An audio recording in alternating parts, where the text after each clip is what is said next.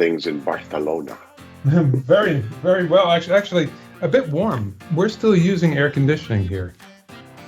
Yeah, they still building the Gaudi cathedral. They're They still are. working on it. That will continue for some time. Who pays for all that? Who's funding all that work? You are? Hi, and welcome to Up Close. I'm Michael Hoffman, and today my special guest is the best-selling author of Getting Things Done, or GTD as it is known in the industry, Mr. David Allen. If you don't know who David Allen is or haven't heard of Getting Things Done, you've stumbled on a huge opportunity to learn about productivity from a true icon. David will be publishing a new book in 2023, so I thought this would be a great time to catch up. But you're looking well. You're looking well. Thanks. Yeah. No, I feel good. Beautiful up here in Amsterdam right now. Yeah. And so I was there, as you know, I came out and I had wanted to visit, but you had to go to the Middle East at that time. So I missed you. But Amsterdam is such a wonderful place. I hadn't been in quite a while because of COVID and all of that. But Yeah. it's a beautiful town. We're lucky to both be in beautiful cities, right? For sure. Yeah. No kidding. You know, it's funny. You've been in Amsterdam for how long now? 5, 6 years, more?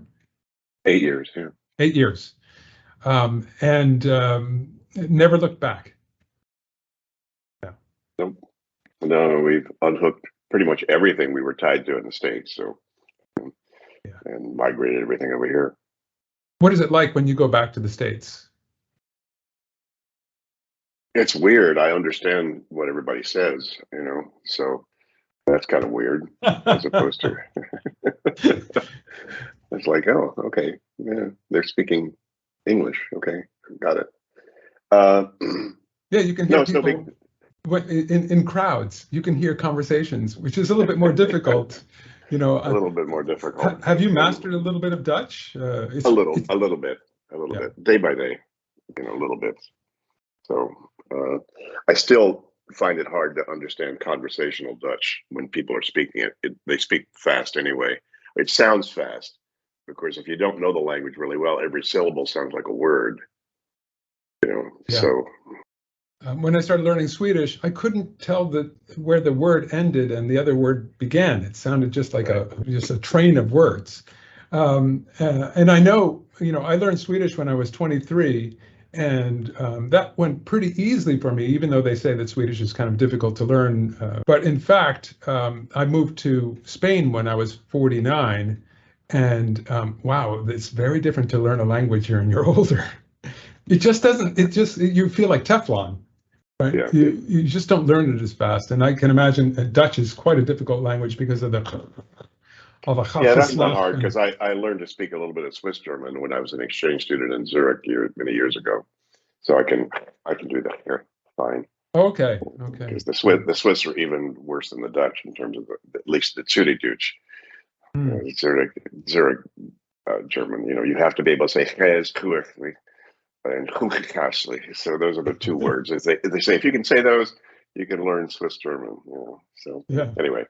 So that's not a big issue, and also because I had a little bit of German because of my exchange student experience, that helps with the Dutch because it helps with the grammar. We will then be going. We have then the thing get done. So it's Okay. just understanding that.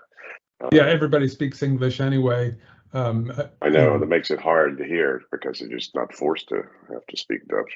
Yeah, that's the problem I had when I lived in Denmark. I lived in Copenhagen, and every time I spoke Danish, I would have a Swedish accent speaking Danish because I learned Swedish first, and those languages are very close to each other. And so everybody would say, "Hey, we can handle you speaking American, but we can't handle you speaking Danish with a Swedish accent." There's a little bit of animosity between those two countries, more on the Danish side than on the Swedish. So it's interesting how that all plays out. You are living in Amsterdam, running your business there. I guess a large part of your business is also in the States. Is it still in the States? Well, our business is primarily intellectual property licensing with our partners Right. around the world. And our US partner is, probably our biggest single partner. And they're expanding themselves in terms of doing what they're doing. So, uh, we're working very closely with them. They're a great company, Crucial Learning, and they built their company off Crucial Conversations, which was a great book and great intellectual property that they then built a very successful training business. And we ran across them 5-6 years ago, and then just wound up. Uh, we were able to then leave our training and coaching in the U.S. We had basically outsourced our training and coaching sort of internationally outside the U.S. and we're still maintaining that inside the U.S. But once we found a great U.S. partner, we were able Wow. to unhook, all of our administrative and delivery capability for those kinds of things. Once we had somebody we trusted, and we worked very closely with them to make sure that their version of our stuff, was very much, in alignment with GTD and its intellectual property. So once we felt really comfortable with them, then that's great. We just handed it off to them. We were able to then shrink from 45 people to 5. So, Wow. made it a whole lot easier just to now, basically that's what we're managing. And we still have some digital products, and we still have a digital online membership, GTD Connect, which we still, manage. That's about a quarter of our business is that. But the rest of it is just, IP license royalties. Right. But then supporting all that, we still have to maintain trademarks. We still have to maintain legal. We still have to maintain, a good bit of stuff. So there's still a good bit of behind the scenes admin that we need to manage. But the 5 of us do that pretty well. Nice. And so, since you've outsourced that, I'm thinking that has freed up some of your time to do other things, and maybe that's where this book comes in. But tell me, how has that changed your life? Going from a 45-man company to now a 5-man company. What's gone inside of you? Well, we're more profitable for one thing, which is nice. But it hasn't really changed much in terms of what I do. My mission and world is to create a world where people perceive problems as projects, and so that's a big job. Probably not going to see the end of before I check out. Would at least make a dent. Maybe out there. So anytime, I couldn't stop sharing the GTD best practices because they improve anybody's condition Yeah. in life. And so, I'm really more of an educator than an entrepreneur or, a business person. So, anytime I have an opportunity to be able to share, what this is that people can use potentially to improve their conditions in life, I couldn't stop doing it if I tried. No, So, and it's an evergreen, isn't it? It's something that every single generation, much in the same way that maybe Stephen Covey's 7 Habits, also it's a kind of a staple for life. I just oh kind yeah, of well, wish. it's just good business. It's outcome and action thinking, and which is the essence of productivity. What are we trying to produce, and how do we allocate or reallocate our resources to make that happen? That's the essence of what getting things done is. And unfortunately, productivity has, as you, I'm sure Michael, productivity has a bit of baggage around the word. Work harder, sweat more. But productivity just means produce whatever result you're after, and that result could be a material result. It could be an emotional result. I want to have a happy afternoon. Great. Well, if you don't have a happy afternoon, you're unproductive. so, Sure. as you probably know, GTD is really much more than just. It's not time management. It's not even organized. Yeah, organizing is a key component of it, because being organized is really necessary to keep your focus. And so it has that component, but that's not the essence of it. So yeah, it is evergreen. I mean, when we fly to Jupiter, we're still going to have an in basket. Still going to have to decide. Wait a minute, what is this? What are we going to do about this? Is there a project here? Great. Who owns that result? And what's the next step? Who's got it? come on, it's just good business. So yes, it is totally evergreen. Do you think that businesses today are more savvy about that? Do you think that when you're speaking in front of groups of people regarding GTD, getting things done, that today people get that a little bit better, or do you think it's basically the same thing? From my experience, it's basically the same thing. You're either aware of GTD or not. If you're not, it's kind of like the last thing a fish notices is water, and the last thing a lot of people really realize is how much ambient anxiety they live within, simply because they're keeping stuff in their head. Their head's a crappy office, and they're still trying to manage the complexity of life, with this all internalized in their head as opposed to externalized into a trusted second brain. And Yeah. so, yeah, you know, if they know that, then it resonates with them automatically and instantly. If they don't know that, this might be a new awareness for them. And you know, it's funny because we may have chatted about this before. Michael, stop me if we have, but the people most attracted to what I uncovered as a methodology are the people who need it the least. They're already the most organized, successful, aspirational, positively focused people. They know systems work, got them where they are. They know that organizing is something they have to do. They know they can produce value, if they have the room to do it. A lot of them have run out of room. Yeah. So, once they get that what GTD does, and then this methodology by really applying it, and they're applying, parts of it. Everybody applies parts of this kind of automatically, intuitively. If you keep a calendar, you're already saying your head can't do it, and you need some sort of an external system to keep you reminded of what you need to be reminded of. So, Actually, you just mentioned calendar. Now, there's a specific question I want to ask you about that, because when I speak with people, I often say that calendar is king. That the calendar is your most important tool because first of all, miss something in your calendar and you're cooked, right? The other thing about that is it really shows your integrity, especially when you're calendarizing things without having a meeting and actually doing what you say you're going to do. What do you think about that? if you can do that,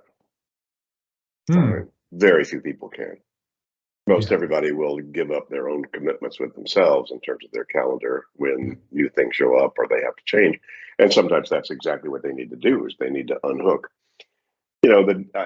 Time blocking, which is, oftentimes what you're talking about, is I need to block out some 2 hours to be able to work on this business plan because the bank needs it by Friday, and if I don't get 2 hours, then I'm screwed.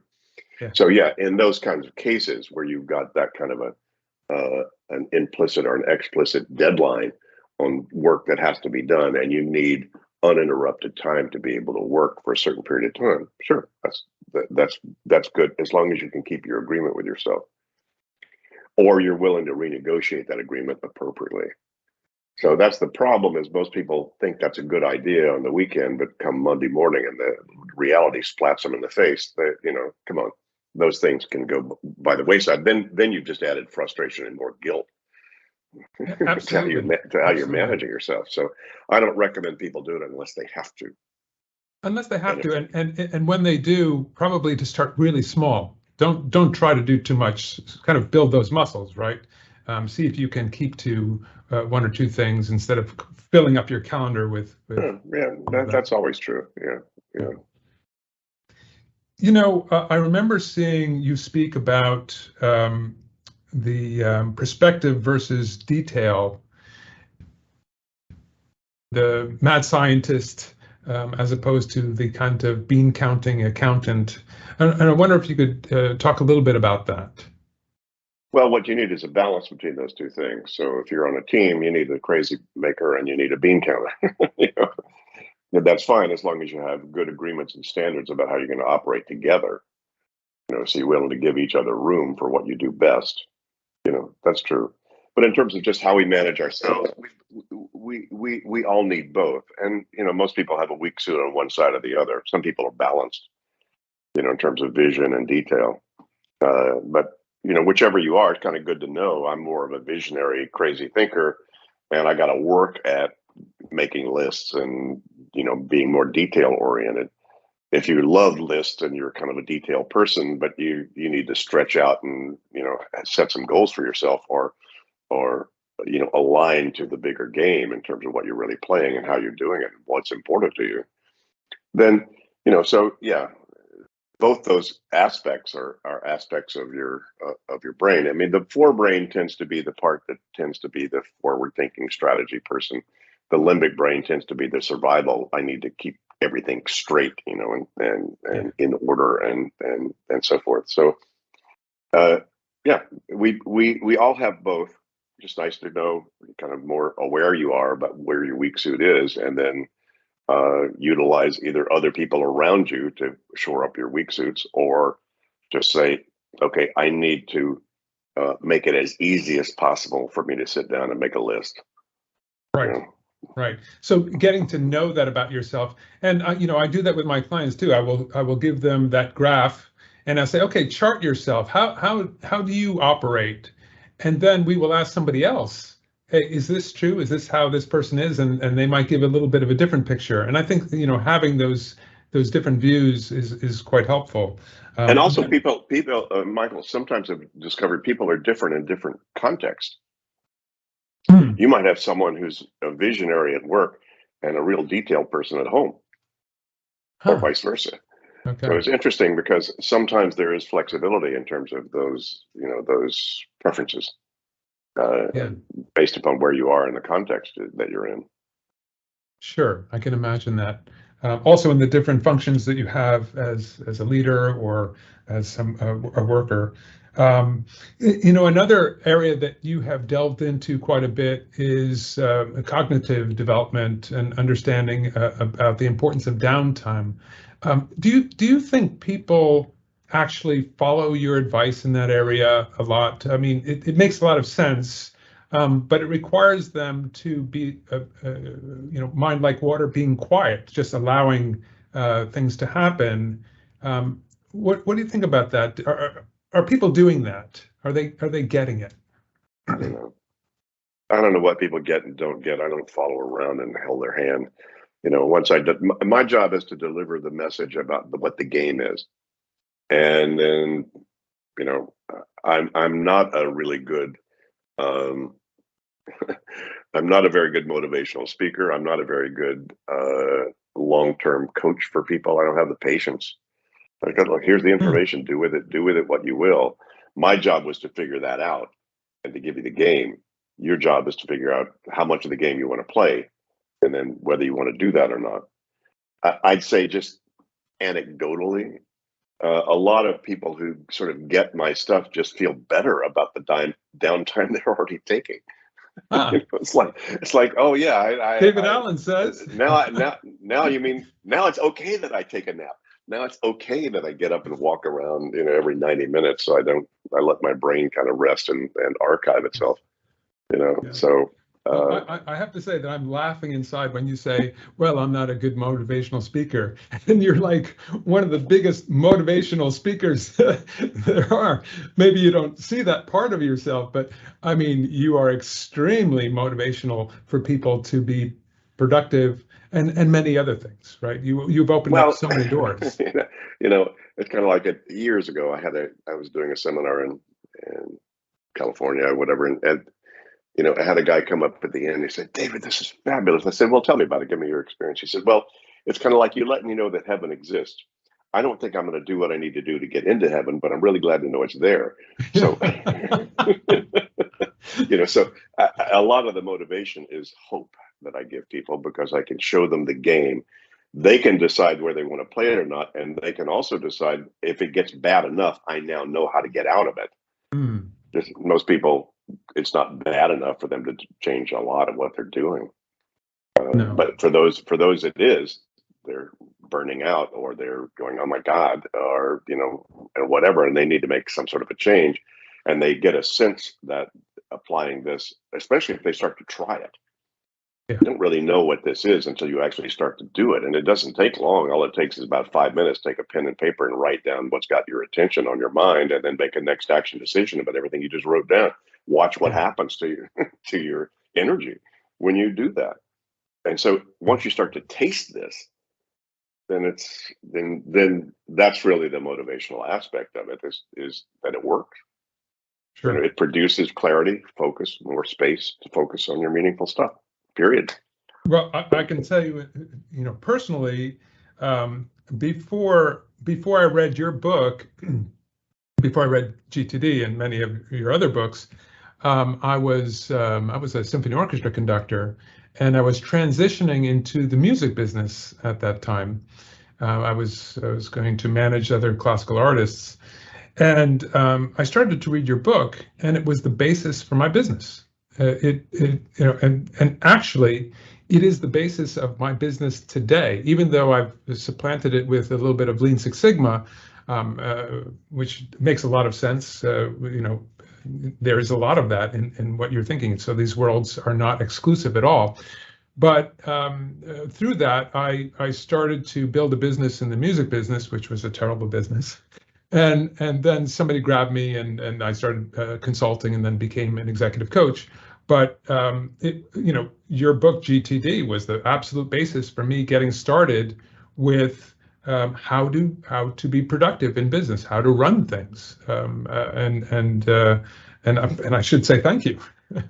Because without you, and I'm sure that a lot of other people say the same thing to you. They thank you for that. You mentioned sleep before, and for me, sleep is a very important topic. It's one of the first thing. It is the first thing I talk about with all of my clients because it's so darn important. And I'm wondering if you have any ideas that you'd like to share about sleep.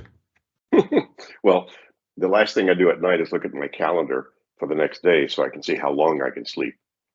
I do the same thing. It's interesting. I love sleep, and I think it's important. I think I've mentioned Theo Compernoli, my friend now in Brussels. He wrote Brain Chains, and he's a psychologist, psychiatrist, teaches at the University of Brussels, and he's just done extensive research on all the cognitive science in the last 10 years, and curated, I think, 650 studies that then he came up with. And his rant is basically people need time for the archive brain to put together all the complexity that you're dealing with on a daily basis. And you can do that by just stopping, napping, making sure you get 7, 8, 9 hours of sleep a night, whatever your metabolism tends to want. And if you're not doing that, then what's happening is you're not optimizing the part of your brain that can knit together a whole lot of stuff out beyond your conscious mind. That's why sleeping on a problem oftentimes produces a result, because as soon as you go to sleep, what it does is it bypasses your conscious conditioning and allows outside the box connections to happen, so that you wake up with the ahas. And that's now proven, cognitively. Now you have to have an intention to solve the problem. You can't just go to sleep with no intention and whatever and have suddenly, miracles show up. Apparently, you need to actually have some intention. God, I'd really like to have an idea about how we're going to handle X, Y, and Z. Yeah. And then go to sleep, and then see in the morning if you have a better. I have to tell you an anecdote that just happened to me last night.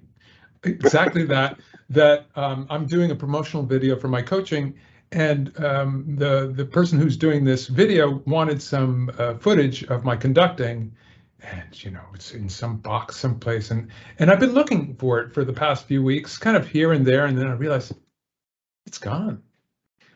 I woke up at 5 o'clock in the morning this morning, right? And I couldn't sleep anymore. I went through my entire house. I found it in the furthest place from my bedroom, okay? In a corner, deep buried someplace. I finally found it. So absolutely, that's absolutely true. Have you read Matthew Walker's book, Why We Sleep? No. This is a great piece of literature because it's one of the a few books out there, kind of popular books rather than an academic study that really provides a lot of valuable information. And he's saying exactly what you're talking about. And it's a very interesting study there. So great, but tell me a little bit about your coming book.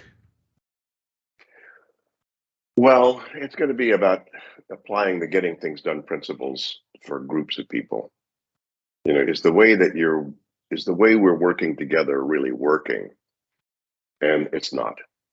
It is to some degree, but it could be a whole lot better in terms of how people work with each other.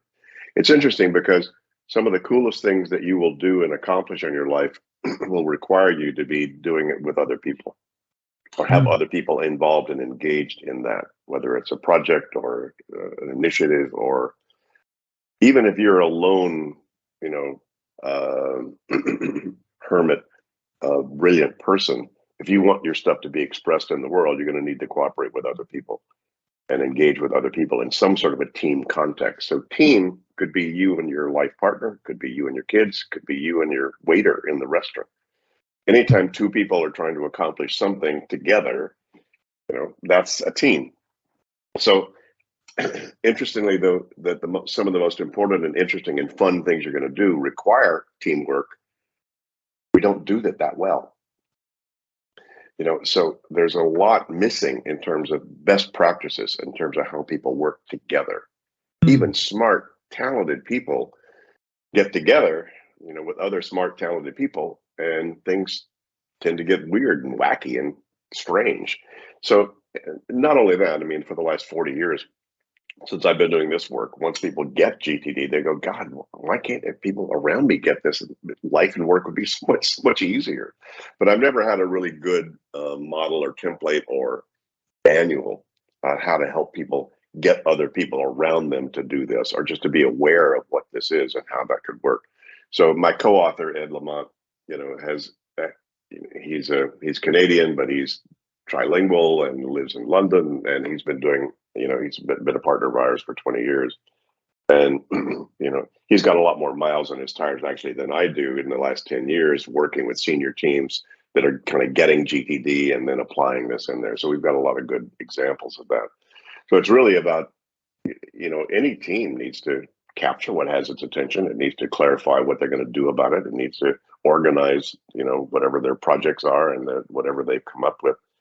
They need to then make sure they have some sort of review and reflection process on the status of what they're doing as a team, so that then when they engage the team, they're doing it in concert and it's on cruise control. So those are the 5 steps of GTD: is capture, clarify, organize, reflect, and engage.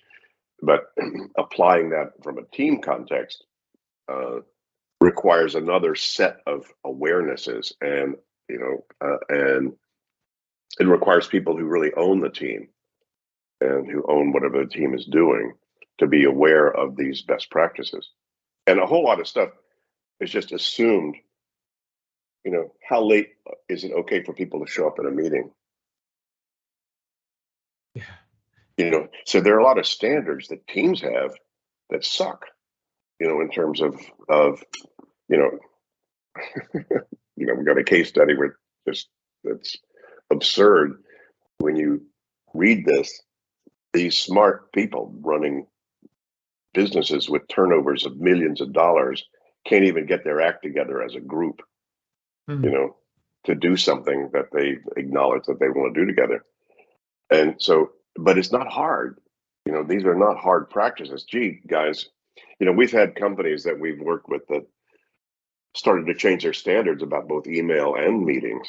It's called, look, if you get invited to a meeting and the purpose of the meeting is not clear, the time frame of the meeting is not clear, and the role that you're supposed to play in that meeting is not clear, you don't have to go. Yeah. Boy, what a difference that would make. If organizations just bought into some of these kinds of simple best practices, but they're not automatic. They don't happen automatically. And a whole lot of companies and a whole lot of teams. See, funny thing about this, and again, this goes back to my experience with Holacracy and Brian Robertson, who started it. It's kind of like, you could be really clear, Michael, about yourself, and you've got yourself organized and you're all stable and you're all whatever. And me too. I'm clear about myself and I'm stable. I got my life put together. That's great. But we get together. David and Michael now have a project together. We've now increased exponentially the complexity of how we manage our agreements. So what are you going to do, Michael, about this? What am I supposed to do about this? Are we duplicating efforts here? What am I going to hold you accountable to? What are you going to hold me accountable to?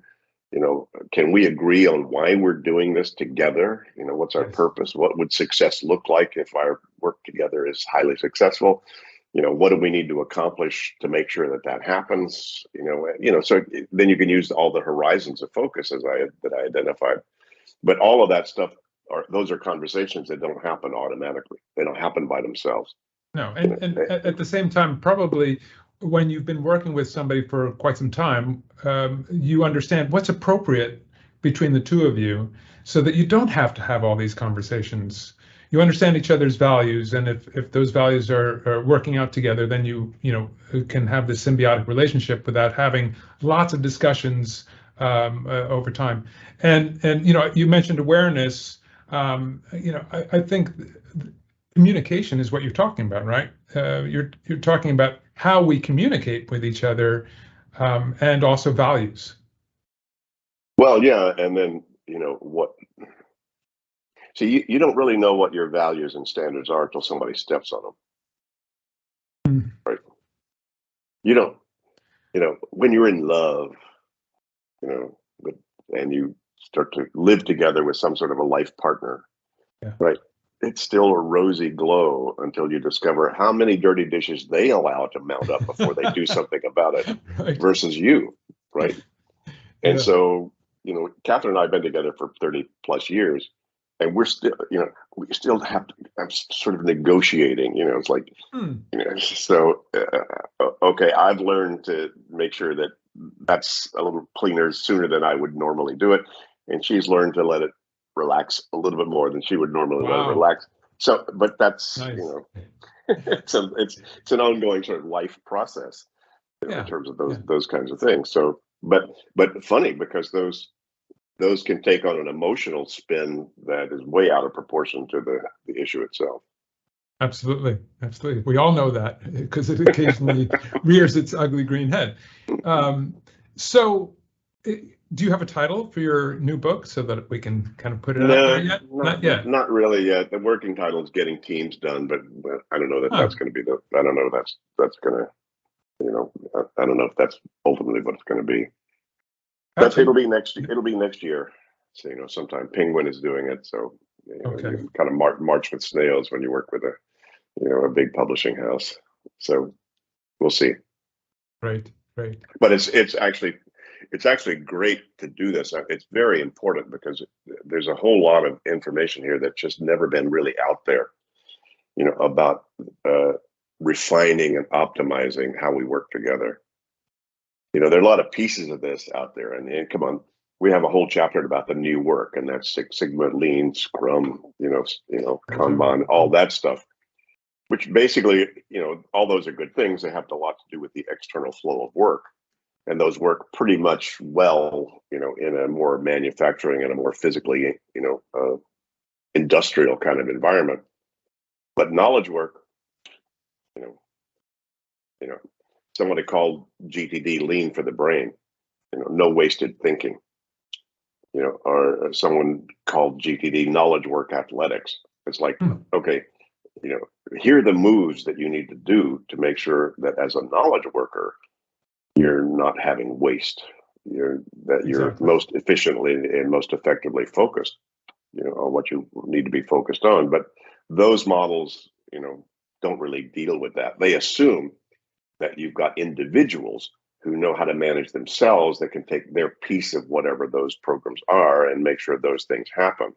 But if you don't, it's kind of like Deming says, look, you can have great people, but you got a crappy process, you're going to have a crappy result. The opposite is true, or the inverse is also true. You can have a great process, but if you got people that don't know how to manage themselves, you're going to get a crappy result. Yeah. So it works both ways. So we're trying to address the latter part of that. Sure. Look, Sure. And there's also a little bit of criticism on lean leaders who are applying their tools and methods to knowledge workers, where they're directly translating things. The idea of putting tape on desks for your stapler and things like that, rather than understanding that the translation can't be so direct, right? We have to look at look at it differently than we would the manufacturing floor.